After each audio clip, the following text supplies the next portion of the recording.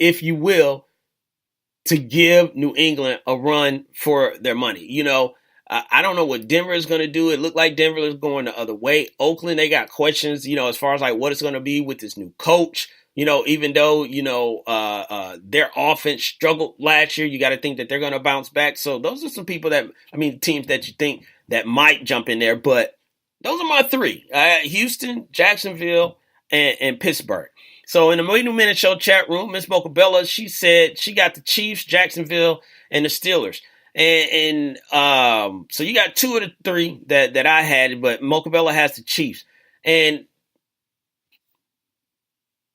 Mocha Bella could be right, with the Chiefs. Patrick Mahomes, you got to think. Here's the thing. And this is why I won't discount. That's why, that's another honorable mention for me. But I see why Mocha Bella put them in there. You got to think Andy Reid pretty much hits on his quarterbacks as far as getting to the Super Bowl and all that stuff and the playoff. That's a totally different thing. But getting, as far as like getting talent playing well, I mean, Tyreek Hill. Nobody knew anything about Tyreek Hill. And he balled out. He went and got Alex Smith. People question that. Alex Smith balled out. Travis Kelce. You got Hunt, on that team in the backfield. They're going to get Spencer Ware back. So you got kind of like your 1 and 2. You have to think that Andy Reid knows something with Pat Mahomes. That this guy is ready. And we've seen guys do it. We just saw Deshaun Watson do it last year as a rookie. We, not on the same level, but we saw Dak do it. He could ride behind Hunt, on that running game, on it. So I could see the Chiefs. So I wouldn't discount that. So I like the Chiefs that Mocha Bella put in there. Angry Black Man said J.J. Watt is done as an elite player. But Angry Black Man, here's the thing about him being an elite player. That's what I'm saying. Even if you can get anywhere around that, he still would probably be top 10, top 5 defensive player in the league. Because what he was doing before the injuries, that was on a totally different level. There wasn't even a level for that, what J.J. Watt was doing. The man was doing everything. He was wreaking havoc on defense, playing tight end, scoring touchdowns. I mean, it literally seemed like a video game with J.J. Watt.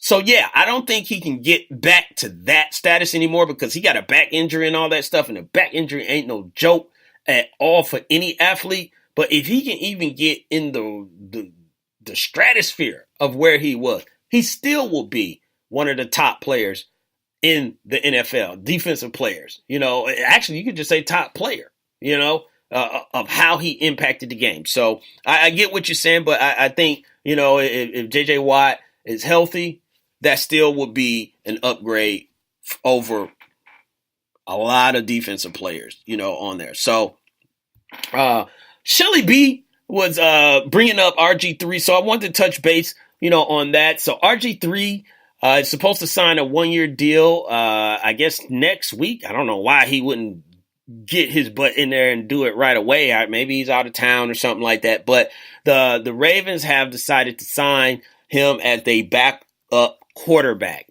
And I was surprised. For some reason, I thought RG3 played this year for Cleveland, but that was last year. So he's been out of the league for a year. And that's how fast time has been flying. I thought that happened this year, but that actually happened, the previous season in 2016. So he's back. He's going to back up Joe Flacco at this point. And is there a threat or anything like that? No, I don't think, he poses a threat to Joe Flacco. I think this is Joe Flacco's team. He knows it. Ravens did not bring him in to challenge Joe Flacco. They just wanted someone that they believe could play backup quarterback if something did happen to Joe Flacco. Now, we all talked about how RG3 is mobile, and everything. John Harbaugh was talking about how he's confident and he fits, for what the Ravens want. Here's the thing about RG3. I just hope, and we saw like a little spark of success when he was in Cleveland, hooking up with, who was that? Terrell Pryor. And everyone thought, well, maybe there's something there.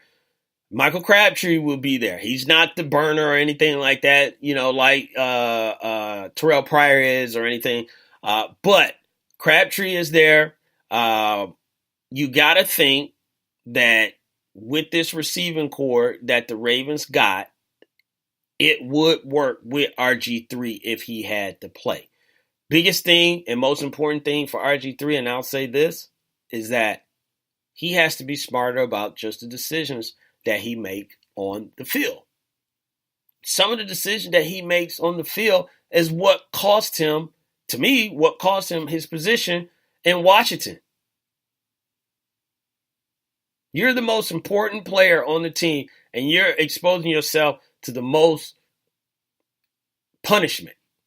And I understand he was like, that's my game, but your game, that type of game, because everyone has to change their game when they get to the NFL. No one keeps the same exact game. But that game got you sitting on the sideline, while Kirk Cousins was slowly but surely gaining steam because he was available. So with the Ravens, I don't see it being bad, for him. It's an organization that's not horrible. They have structure. They struggle, with wins or anything, like that, wins. But as far as having a structure, I think that will work out for him. Now, if Joe Flacco goes down, could RG3 make them forget about Joe Flacco? Possibly. I wouldn't doubt it. Because let's be honest, other than that Super Bowl run, no one has been talking about Joe Flacco. The only thing they bring up about Joe Flacco is the contract that he got, at that point. And he understands that. You can't go on a run like that. You can't win a Super Bowl and be a Super Bowl MVP and then, start playing subpar or, nowhere on the level that you were playing. And people are going to talk about you. This is definitely a what have you done for me lately league. So RG3,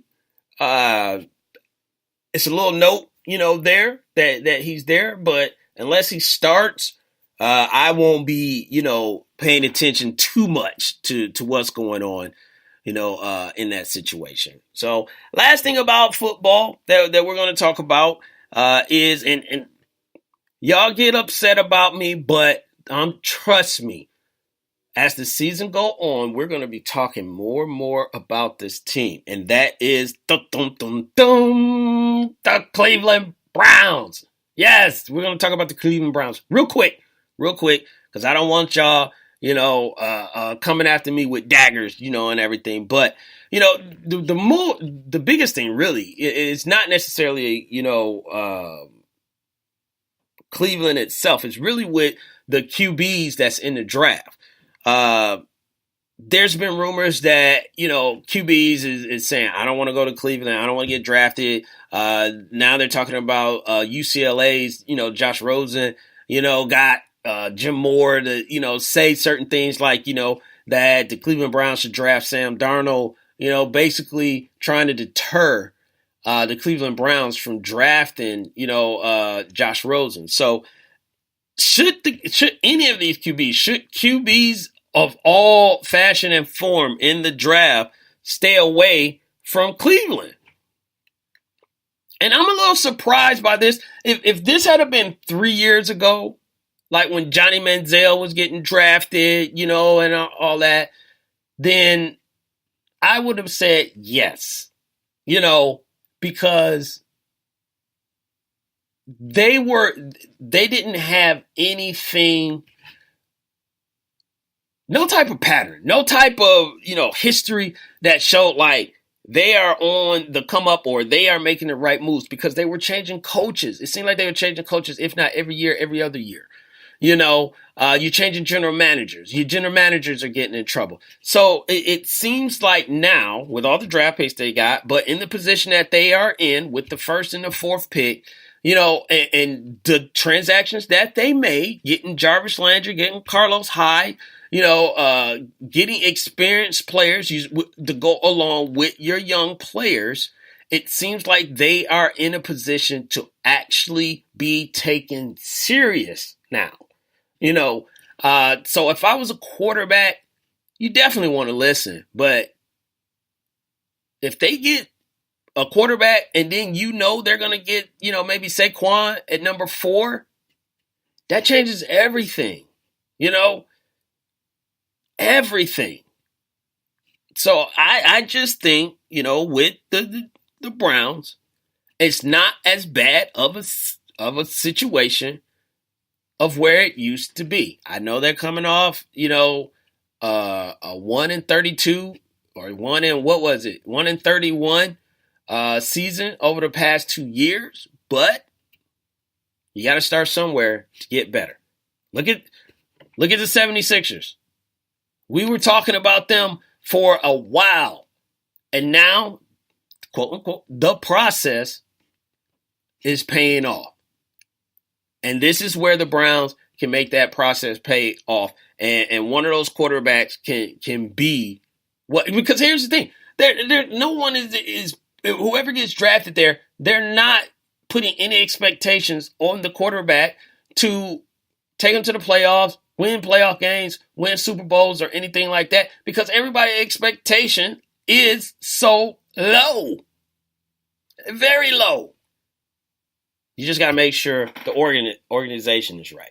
That's where you got to check out. If the organization is not right, as far as like the people that's making the decisions, you get a funky feeling, then yeah, get out of there, But if you think that, the new people that's in there right now with Dorsey and all them, then yeah, then you got a shot. So, Angry Black Man said Jelani is a closet Brown fan. No, I am not. I just think, Angry Black Man, I think I am ahead of the curve on this, where we're going to be talking about the Browns just like we're talking about the Sixers, here in the next year or two. And it's going to start with this draft and these offseason moves that the Cleveland Browns have made. I like the moves. There's moves that made sense to me. And I forgot, you got Josh Gordon, Jarvis Landry, and Corey Coleman. If all those guys is healthy, mind, body, and soul, that is a very good receiving core. Saquon Barkley, Carlos Hyde, that is a good backfield. Your quarterback, which can be a young guy, as we've seen, you got the history out there. Jared Goff, Carson Wentz, Dak Prescott, Deshaun Watson. We've seen it. Pat Mahomes is about to start this year. You got a guy possibly in your draft that you can win with, So I'm just saying, I think I'm ahead of it, and I'm just trying to, speaking into existence. So if it happens, then I can say, you know what, I told y'all. I told y'all the Browns were coming, I told y'all the Browns were coming. So we're going to take another break. You listen to the Wait a Minute Show. Your man Jelani JB Bodie and Lopan, who has went to bed.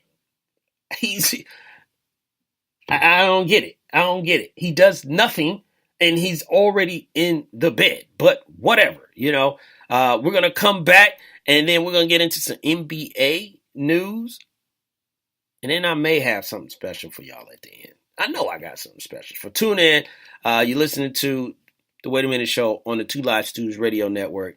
Your man Jelani JB Bodie will be back after this. Hey, what's up, everybody? Vince Wright, the sports governor from the great state of Minnesota. Join the rest of us sports zombies on 2 Live Stews Radio. That's right, the boys are back. Doug, Ryan, and the rest of us, including me, the sports gov of Minnesota, Vince Wright, also known to the ladies as the Big Smooth. Keep it tuned here, that's right, 2 Live Stews Radio.